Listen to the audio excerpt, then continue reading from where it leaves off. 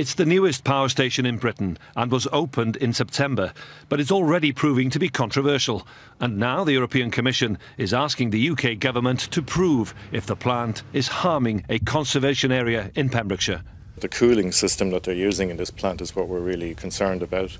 It takes water in at one end and pumps it out at the other, and it raises the temperature of the water by about 8 degrees when it comes out into the estuary, and it takes in potentially millions of fish and other forms of life, and they inject biocides into the water as well. So the UK normally should have done the assessment first, because this power plant is in an area which is a special area of conservation.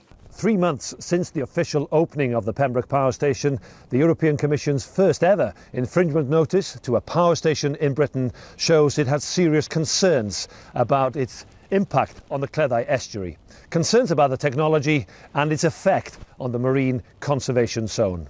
Tens of thousands of litres are taken every day from the estuary to cool the 5 gas-fired turbines, and the company says it's installed the most up-to-date technology at the power station.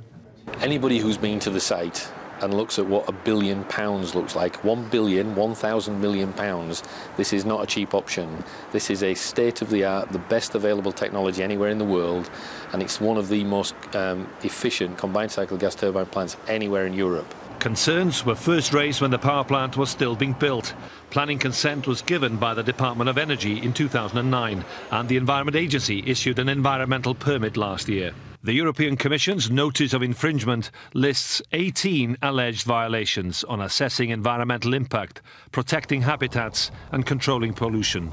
The concerns are that over time, warmer waters would change the local ecosystem, affecting underwater plants like seaweed, as well as millions of fish and shellfish. Increase in temperature is likely to cause these two things, killing some things and causing other things, particularly the plants perhaps, to live faster. Their metabolism will increase.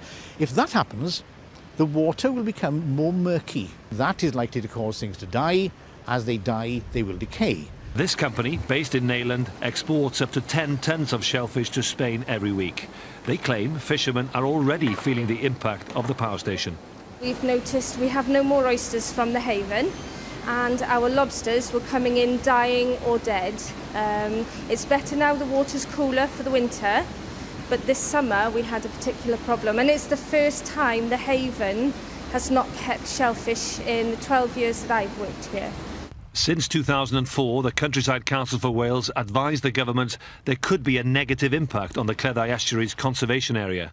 The Commission's letter reinforces those concerns and refers to a lack of assessment, especially on the power station's cooling system, as waste heat from the plant is discharged through the water into the Cleddau estuary, and says there's a history of failure and that the authorities ignored the CCW's advice to the Welsh Government that it could face a legal challenge of not protecting the environment. Most damning of all, it concludes that the water cooling system that's used is down to costs and convenience. The Environment Agency declined to be interviewed, but said they're providing the required protection for the conservation area. The UK government has another 2 weeks to respond to the Commission's letter, but according to officials in Brussels, a new cooling system may have to be installed, which would be costly for the plant's owners, RWE and Power.